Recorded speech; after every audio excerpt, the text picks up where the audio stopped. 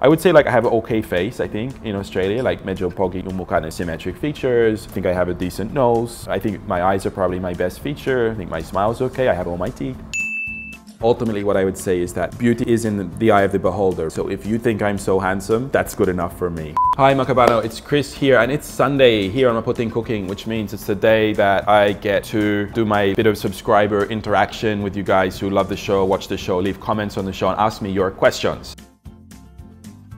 So I'm going to go through a couple of questions that we picked out this week to talk about. Keep them coming. I do read everything that you guys send in. It's super exciting to hear from our kababayans all around the world. Really appreciate it. Now, because it's Sunday, I'm going to drink some coffee while doing this one, because this feels a bit more like Sunday morning.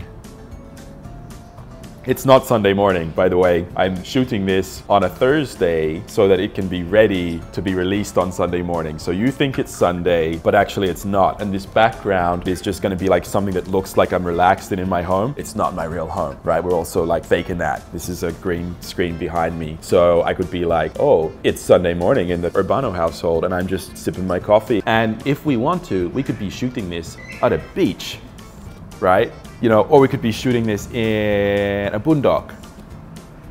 So that's a little insights into how we actually make the show. A couple of interesting questions today. I'm going to start off with this one from Joseph Tugab, who says, Chris, awesome video. I enjoyed it so much. I love comments like this. This is way better than my mean comments video. It's like this. It's like the total opposite. I feel really good when I read these comments. By the way, what's on your apron? What does it say? Maputing? Question mark. And also, there is one more quirky food habit I didn't see here. The mixing of ulam and kakanin in the plate, where Filipinos tend to mix together whatever ulam or dish they're having on the table and get it all together, jumble it together. A lot of Filipinos tend to do this, especially kids, or mostly kids. I personally am doing this all the time. Enjoyed your video. Great job, Chris. Okay, so firstly, if I pull my apron up, the whole thing is Maputing Cooking. And that's the name of this channel and this show is Maputing Cooking. And I came up with that as a term because I was like gonna do like dayuhan na magluto, but it was medyo malalim at it doesn't rhyme talaga. So I was just talking to some friends about like parang anong mga alternative option to convey na parang isang dayuhan na mahilig siya sa mga pagkain ng Pilipino, mahilig siya magluto, but it's kind of a fun, light-hearted kind of expression. And I landed on Maputing Cooking because sometimes I get called Maputi, you know, or I get called like Joe, or I get called like Labanos or something like that. Nicknames people have for me as a kind of Maputing guy. And then cooking, and it rhymes, but it was also like this kind of bastardized Taglish expression where it doesn't really make sense, but every time I tell a Filipino Maputing Cooking, they get it. They're like, oh yeah, Whitey cooking, right? So that's where the name came from. In fact, it's a little bit like how you do your ulam and rice, you know, something from English and something from Tagalog and mix it all together on a plate, and that's Maputing Cooking. So thanks for the comment and keep watching the show. Don't forget to subscribe if you haven't already, and tell your friends about the show if you like watching it. So next, we have Frankie Boo. Now Frankie writes, hey, and I like his little icon. It's like a Frankenstein head. It's great. Maybe that's where the Frankie comes from. Hey, I just discovered your channel. I noticed Urbano in your name. Is that your real last name or just part of a pseudonym for your channel? I asked that because it's my paternal grandmother's family name before she married a Filipino man, my paternal grandfather. For her, Urbano last name is actually Portuguese. I know this may sound a little odd to address on your channel's comment section, but I don't know much info on the Urbano Portuguese side of my family tree, so I get surprised and intrigued when I see it as someone else's last name. Thanks in advance. Keep up the good work on your videos. Your Tagalog's great. Hats off for that. Hats off to you, Kabano. Thanks for watching. Okay, so great question. So Urbano, yes, it's a Showtime name. So I'll tell you this, guys, because you're watching my vlogs. Yung totoong na surname ko na Urbanski, because I'm an Australian and I do come from a European background dun sa Australia. But medyo mas similar siya sa Urbano. So yung Urbano talaga na parang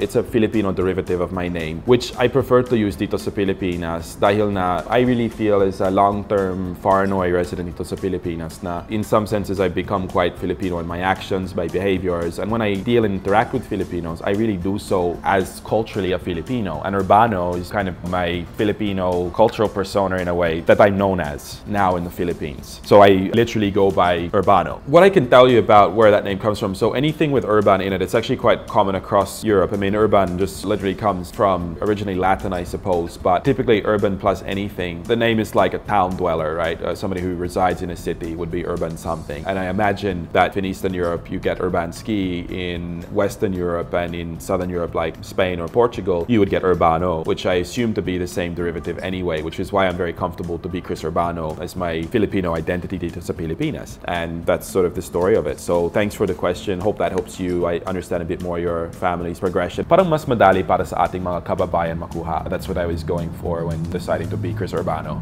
So thanks for the question. Okay, next one, MacMan, whose remarks, Indonesian community, where is that community here? Do we have one in the Philippines? So yeah, we do, MacMan, and I probably know where and how to find them because I spent a long time in Indonesia. So where is the Indonesian community? Their embassy is on Salcedo Street here in Makati City, and it's right across the road from a Indonesian restaurant called Garuda, and that I would say is kind of the cultural heart of the Indonesian community in the Philippines, and they do a lot of community events there on a fairly regular basis on the Indonesian embassy grounds. And I know some of the Indonesians, they actually found me. I was at a food exhibition recently and I went to the Indonesian stall to get some nasi goreng, yung fried rice nila. And then the guy's like asking me about what I do, and I'm telling him about the Urbano and Maputing Cooking show, and then he's like, wait, aren't you Mas Krisno from Indonesian YouTube? And I'm like, yeah. And he's like, there's this video of a guy who looks just like you, like going viral in Indonesia. He's like, is that you? Because you look like him. And I'm like, yeah, that is me. So I have an Indonesian channel as well. It doesn't have as many subscribers and I haven't made any videos for a while, but it's in Bahasa Indonesia. So I know where they are. I go to some of their events. Earlier this year, I went in a chili eating battle with the Indonesians, made it to the winner's circle. I was very proud of myself. There's about 30 Indonesians who started the contest, and I was like in the last 5 standing from eating chilies. And they were all like, who is this white guy who's in the Philippines just smashing chili at our embassy? Like, how does he even know about Indonesian food in Manila? And I ate more chilies than most of them. And then the prize was more chili. So I was like, oh yeah, bag of chili, take that home. And I've been eating chili ever since. And Indonesian food is really interesting to have in contrast to Filipino. I talk a bit about that in some other vlogs, the differences, but there's things I love about Filipino food and there's very different things I love about Indonesian food, and I'm constantly torn where I should spend more of my time or which cuisine I should eat more of. But I know so much about both countries' cuisine, but then there's still so much I have to learn. So I'm just still happy exploring Southeast Asian food in general. Okay, so the next question today. Hi Chris, are you pogi in your country? In the Philippines, your face is really pogi now, but for some foreigners I've met here in France, similar to Chris Evans' face. This is another person calling me out as Chris Evans, but for many of the foreigners I met in France, similar to Chris Evans' face is just pretty ordinary. So I wonder if you're actually handsome in your country. For me, you are so handsome, and that's been bolded and italicized, which I didn't know how to do in YouTube, so you must have really wanted to bold and italicize that. You might know some HTML or something. Firstly, thank you. And this is actually one of the first times I think a female audience member has said that I'm pogi. It's normally just the men who write in and tell me that I'm good looking. Shout out to the Maputing Cooking gay community. Hope you guys are well. But yeah, this is I think possibly one of the first times a female has said that you're good looking, Urbano. So thank you. So am I handsome in my country?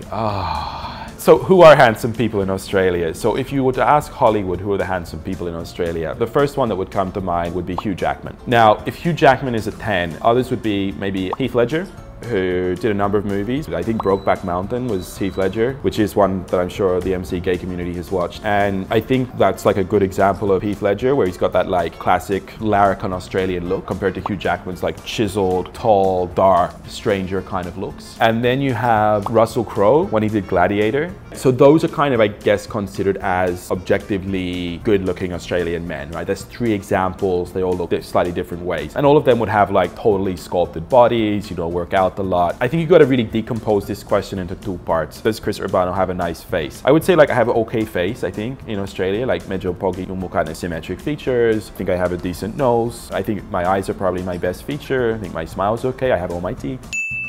So I would say I'm pretty okay in that sense. And then there's like, you know, am I totally like Hollywood gym sculpted? And we talked about this in the Chris Evans video. I do go to the gym regularly, but I also drink a lot of wine. And I think that's kind of am I gonna win like the Mr. Universe competition, like go up on a stage and be like, you know, probably not. But I also don't think I'm like majorly obese. So I would say that maybe I'm in the like a 7 or 8 out of 10. Am I being too generous? I don't know. You guys be the judge. You leave your comments below what you think. But let's just say I'm not Hugh Jackman. I'm definitely not Chris Evans. But you know, Sabrina, ultimately what I would say is that beauty is in the eye of the beholder. So if you think I'm so handsome, that's good enough for me. Thanks, Kabano. Thanks for watching, and hope you're going well in France. And then my last question today comes from Karen Montealto, and she writes, I was wondering, how did you get into Filipino cuisine? So there's a few videos you can watch, but in short, I was here studying Philippine language and politics for university for about 12 months, and I just really found that there were very few opportunities to practice Filipino language with most Filipinos in Manila. As in, I would try to talk Tagalog and they would just respond in English. They refused actually to speak Tagalog to me. And the one place where I could practice my Tagalog was in the wet market. So I would go to those traditional markets to practice speaking in Tagalog, because you have those old ale-ale tindera, and they really don't speak English down there at all. They speak straight Tagalog. And if you're a foreigner there practicing, there was like the only segment in Manila of people who would not just automatically respond in English the way the younger college students or professionals would talk to me. So I found that was a great way to actually practice. And then by speaking to them and being in the markets, I really became quite enamored with Filipino food and ingredients, and I learned a lot about them through my language practice. And I'd loved cooking from a very small age, so I was finding that by talking to them, you can't just have a conversation and not buy anything. That would be a total jerk move, right? You're just wasting their time. So I always buy stuff from them, and then I'd be like, oh, what can I cook with this? Anong magandang gulay ngayon dyan? And they'll say, oh, this and this. And I say, oh, anong pwede kong magluto dyan? Because I bought it, so I don't want to throw the ingredients away. And they would teach me a few recipes that way as well. So that's kind of how the journey started. My very first wet market that I would go to was in Mandaluyong City. It's not there anymore. It's now been developed into condominiums. And I used to go to Farmers a lot in Cubao, which I still think is a great wet market in Manila. So yeah, that's how I got started. Thanks for the comment. It's been a great morning with you. Hope you've enjoyed watching the Sunday vlog with me, where I take some of your questions, comments, and feedbacks. Please leave your comments anytime on any video. We look at all of them, and I could be addressing one of your comments next. Thank you so much to everybody who sent these comments in today. Hope you got your questions answered, got to know me a bit better, the way I'm getting to know you guys. And if you love watching this show, don't forget to tell a friend about it. Follow us at our Facebook as well, because we've got a lot of competitions going on that you can be a part of and win some free stuff. And that's it. I'll see you guys next week. Have a wonderful MT, WTHFS, and see you next Sunday. Bye-bye.